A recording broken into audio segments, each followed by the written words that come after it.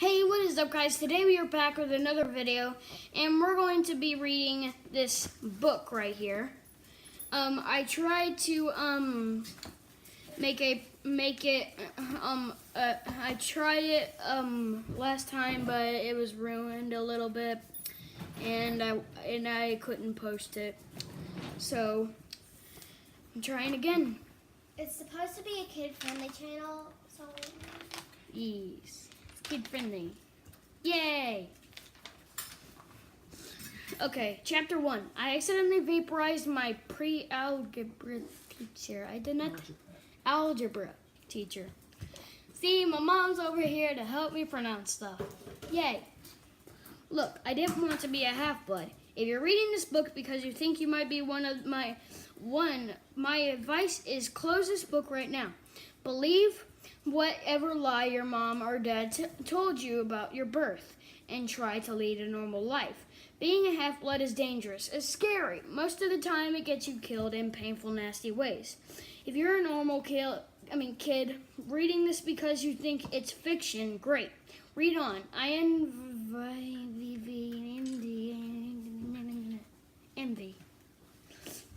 I envy you for being able to believe that none of this ever happened. But if you recognize yourself in these pages, if you feel something stirring inside, stop reading immediately. You might be one of us, and once you know that it's only a matter of time, I love these books. Before they sense it too, and they'll come for you, don't say I didn't warn you. My name is Percy Jackson. I'm 12 years old. Until a few months ago, I was a boarding student at Yancey Academy, a private school for troubled kids in upstate New York. Am I a troubled kid? Yeah, you could say that. I could start at any point in my short, miserable life to prove it, but things really started going bad last May, when our 6th grade class took a field trip to Manhattan. 28 mental case kids and 2 teachers on a yellow school bus heading to Metropolitan Museum of Art to look at ancient Greek and Roman stuff. I know it sounds like torture. Most Yancey field trips were, but Mr. Brunner, our Latin teacher, was leading this trip, so I had hopes. Mr. Brunner was this middle-aged guy in a motorized wheelchair. He had thinning hair and a scruffy beard, and a frayed tweed jacket, which always smelled like coffee. You wouldn't think he'd be cool, but he told stories and jokes and let us play games in class. He also had this awesome collection of Roman armor and weapons, so he was the only teacher whose class didn't put me to sleep. I hoped the trip would be okay. At least I hoped that for once I wouldn't get in trouble. Boy, was I wrong. See, bad things happen to me on field trips. Like at my 5th grade school, when we went to the Saratoga battlefield, I had this accident with a Revolutionary War cannon. I wasn't aiming for the school bus, but of course I got expelled anyway. And before that, at my 4th grade school, when we took a behind-the-scenes tour of the Marine World Shark Pool, I sort of hit the wrong lever on the catwalk, and our class took an unplanned swim. And the time before that, well, you get the idea. This trip I was determined to be good. All the way into the city, I put up with Nancy Bobofit, the freakly, red-headed kleptomaniac girl, hitting my best friend Grover in the back of the head with chunks of peanut butter and ketchup sandwich. What is life? What the crap? Peanut butter and ketchup? That's terrible. That does not go together. Well, I'll keep reading. Grover was an easy target. He was scrawny. He cried when he got frustrated. He must have been held back several grades, because he was the only 6th grader with acne and the start of a wispy beard on his chin. On top of all that, he was crippled. He had a note excusing him from PE for the rest of his life, because he had some kind of muscular disease in his legs. He walked funny. Like every step hurt him, but don't let that fool you. You should have seen him run when it was enchilada day in the cafeteria. Anyway, Nancy Bobofit was throwing wads of sandwich that stuck in his curly brown hair. And she knew I couldn't do anything back to her because I was already on probation. The headmaster had threatened me with death by in-school suspension. If anything bad, embarrassing, or even mildly entertaining happened on this trip, I'm going to kill her, I mumbled. Guys, I'm so hot. I'm going to take this thing off. Whew, that feels good. But in here, it's really hot. Man, I'm sweating all over. That's not sure.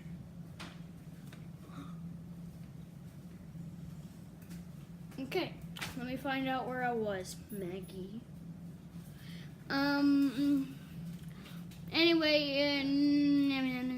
Anyway, Nancy Bobofit was throwing wads of sandwich that stuck in his curly brown hair, and she knew I couldn't do anything back to her because I was already in probation.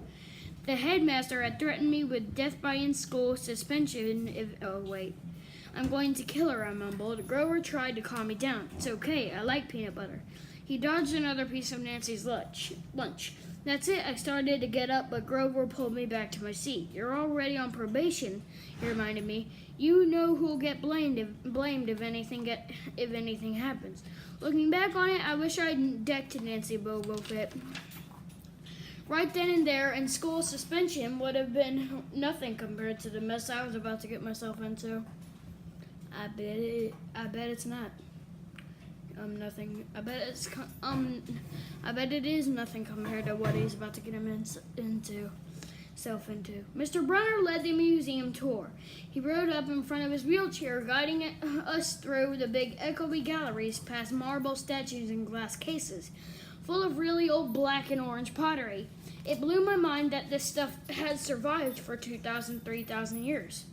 He gathered us around a 13-foot tall stone column with a big sphinx on the top and started telling us how it was a grave marker, a steal for a girl about our age. He told us about the carvings on the sides.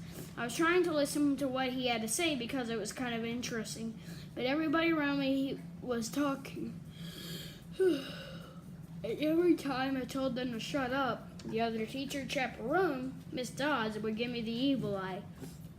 Miss Dodds was this little math teacher from Georgia who always wore a black leather jacket, even though she was 50 years old. She looked mean enough to ride a Harley right into your locker. She had come to Nancy halfway through the year when our last math teacher had a nervous breakdown. From her first day, Miss Dodds loved Nancy Bobofit and figured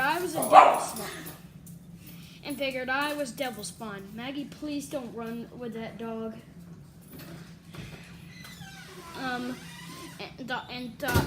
figured I was devil spawn. She would point her crooked finger at me and say, "Now, honey," real sweet. And I knew I was going to get after-school detention for a month. One time after, she made me erase answers out of old math workbooks until midnight. I told Grover I didn't think Miss Dodds was human. He looked at me real serious and said, "You're absolutely right." Mr. Brunner kept talking about Greek funeral art. Guys, I'm so tired. Mr. Brunner kept talking about Greek funeral art. Finally, Nancy Bobofit snickered something about the naked guy in the steel, and I turned around and said, "Will you shut up?" It came out louder than I meant it to. The whole group laughed. Mr. Brunner stopped his story. Mr. Jackson, he said, "Did you have a comment?" My face was totally red. I said, "No, sir." Mr. Brunner pointed to one of the pictures on the steel. "Perhaps you'll tell us what this picture represents." I looked at the carving and felt a flush of relief because I actually recognized it. That's Kronos eating his kids, right? "Yes," Mr. Brunner said, obviously not satisfied. And he did this because, well, I racked my brain to remember. Kronos was the king god, and God? Mr. Brunner asked. Titan, I corrected myself. And he didn't trust his kids, who were the gods. So, Kronos ate them, right? But his wife had hid baby Zeus and gave Kronos a rock to eat. None of this is true, guys. None of this. Instead, it's not true at all. The Greek gods are not real. The only God there is a God up there in heaven, right? Yeah, okay, so I'm gonna keep reading. Wait, and let me find where I was. Oh, yep. But his wife hid baby Zeus and gave Kronos a rock to eat instead. And later, when Zeus grew up, he tricked his dad, Kronos, into barfing up his brothers and sisters. Ew, said one of the girls behind me. And so there was a big fight between the gods and the Titans, I continued, and the gods won. Some snickers from the group. Behind me, Nancy Bobofit mumbled to a friend, like we're going to use this in real life. Like it's going to say on our job applications, please explain why Kronos ate his kids. And why Mr. Jackson Brunner said, to paraphrase Mr. Bobofit's excellent question, does this matter in real life? Busted, Grover muttered. Shut up, Nancy hissed, her face even brighter red than her hair. At least Nancy got packed too. Mr. Brunner was the only one who ever caught her saying anything wrong. He had radar ears. I thought about his question and shrugged. I don't know, sir. I see Mr. Brunner looked disappointed. Well, have credit, Miss Jackson. Zeus did indeed feed Kronos a mixture of mustard and wine, which made him disgorge his other 5 children, who, of course, being immortal gods, had been living and growing up completely undigested in the Titan's stomach. The gods defeated their father, sliced him to pieces with his own scythe, and scattered his remains in Tartarus, the darkest part of the underworld. On that happy note it's time for lunch. Miss Dodds, would you lead us back outside?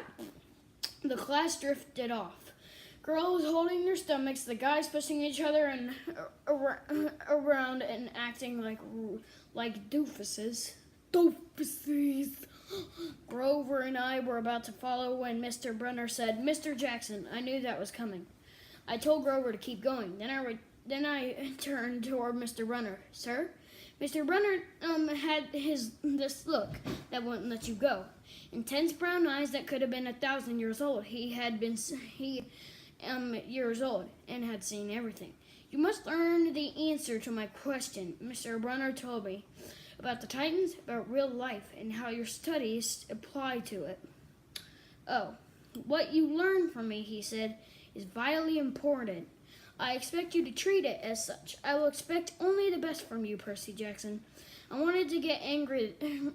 This guy pushed me so hard. Sure, it was kind of cool on tournament days when he dressed up in a suit with Roman armor and shouted, "Whoa!" and challenged a sword point against Chalk. Chalk. To run the board and name every Greek and Roman person who had ever lived, and their mother, and what god they worshipped. Mr. Brunner expected me to be as good as everybody else, despite the fact that I have dyslexia and attention deficit disorder, and I had never made above a CE minus in my life. No, he didn't expect me to be as good as he expected me to be better. And I just couldn't learn all those names and facts, much less spell them correctly. I mumbled something about trying harder while Mr. Brunner took one long, sad look at the steel, like he'd been at this girl's funeral. He told me to go outside and eat my lunch. The class gathered on the front steps of the museum, where we could watch the foot traffic along Fifth Avenue. Overhead, a huge storm was brewing, with clouds blacker than I'd ever seen over the city. I figured maybe it was global warming or something, because the weather all across New York State had been weird since Christmas. We'd had massive snowstorms, flooding, wildfires from lightning strikes. I would have been surprised if this was a hurricane blowing in. Nobody else seemed to notice. Some of the guys were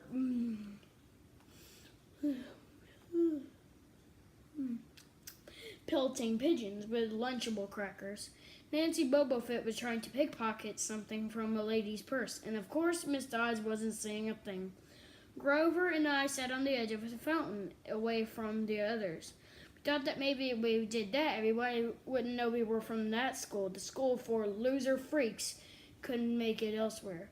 Detention, Grover asked? Nah, not from Brunner. I just wish he'd lay off me sometimes. I mean, I'm not a genius.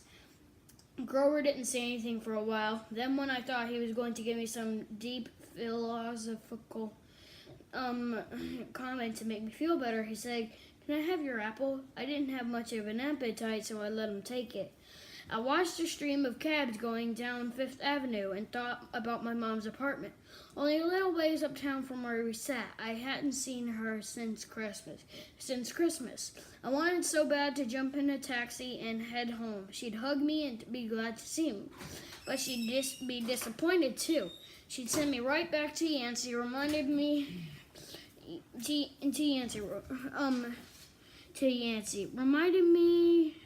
that I had to try harder. Even if this was my sixth school in years and I was probably going to be kicked out again. I wouldn't be able to stand that sad look she would give me. Mr. Brunner parked his wheelchair at the base of the handicapped ramp. He ate celery while he read a paperback novel. Red umbrella stuck up from the back of his chair, making it look like a motorized cafe table. That's why I love these books. They're so funny. Okay, let me see. I was about to unwrap my sandwich when Nancy Bobofit appeared in front of me with her ugly friends. I guess she'd gotten tired of stealing from the tourists and dumped her half-eaten lunch in Grover's lap. Oops, she grinned at me with her crooked teeth. Her freckles were orange, as if somebody had spray painted her face with liquid Cheetos. I tried to stay cool. The school counselor had told me a million times, count to 10, get control of your temper, but I was so mad my mind went blank. A wave roared in my ears. I don't remember touching her, but the next thing I knew, Nancy was sitting on her butt in the fountain screaming, "Percy pushed me!" Miss Dodds materialized next to us. Some of the kids were whispering, "Did you see the water like it grabbed her?" I know what happened. I figured it out. I've read the book before. You'll understand when I get done reading. I didn't know what they were talking about. All I knew was that I was in trouble again. As soon as Miss Dodds was sure poor little Nancy was okay, promising to get her a new shirt at the museum gift shop, etc., etc. Miss Dodds turned on me. There was a triumphant fire in her eyes. If I'd done something she'd been waiting for all semester. Now, honey. I know, I grumbled. A month erasing workbooks. That wasn't the right thing to say. Come with me, Miss Dodds said. Wait, Grover yelped. It was me. I pushed her. I stared at him, stunned. Couldn't believe he was trying to cover for me. Miss Dodds scared Grover to death. She glared at him so hard his whiskery chin trembled. I don't think so, Mr. Underwood, she said, but you will stay here. Grover looked at me desperately. It's okay, man, I told him. Thanks for trying. Honey, Miss Dodds barked at me. Now, Nancy Bobofit smirked. I gave her my deluxe I'll kill you later stare. Then I turned to face Miss Dodds, but she wasn't there. She was standing at the museum entrance way at the top of the steps, gesturing impatiently to come on. How'd she get there so fast? I have moments like that a lot when my brain falls asleep or something, and the next thing I know, I missed something as if a puzzle piece fell out of the universe and left me staring at a blank place behind it. The school counselor told me that this was part of the ADHD, my brain misinterpreting things. I wasn't so sure. I went after Miss Dodds. Halfway up the steps, I glanced back at Grover. He was looking pale, cutting his eyes between me and Mr. Brunner, like he wanted Mr. Brunner to notice what was going on, but Mr. Brunner was absorbed in his novel. I looked back up. Miss Dodds had disappeared again. She was now inside the building at the end of the entrance hall. Okay, I thought, she's going to make me buy a new shirt for Nancy at the gift shop. but apparently that wasn't the plan. I followed her deeper into the museum. When I finally caught up to her, we were back in the Greek and Roman section. Except for us, the gallery was empty. Miss Dodds stood with her arms crossed in front of a big marble frieze of the Greek gods. She is making this weird noise in her throat like growling. Even without the noise, I would have been nervous. It's weird being alone with a teacher, especially Miss Dodds. Something about the way she looked at the frieze as if she wanted to pulverize it. "You've been giving us problems, honey," she said. "I did the same thing," I said. "Yes, ma'am." She tugged on the cuffs of her leather jacket. Did you really think you would get away with it?" The look in her eyes was beyond mad. It was evil. "She's a teacher," I thought nervously. "It's not like she's going to hurt me."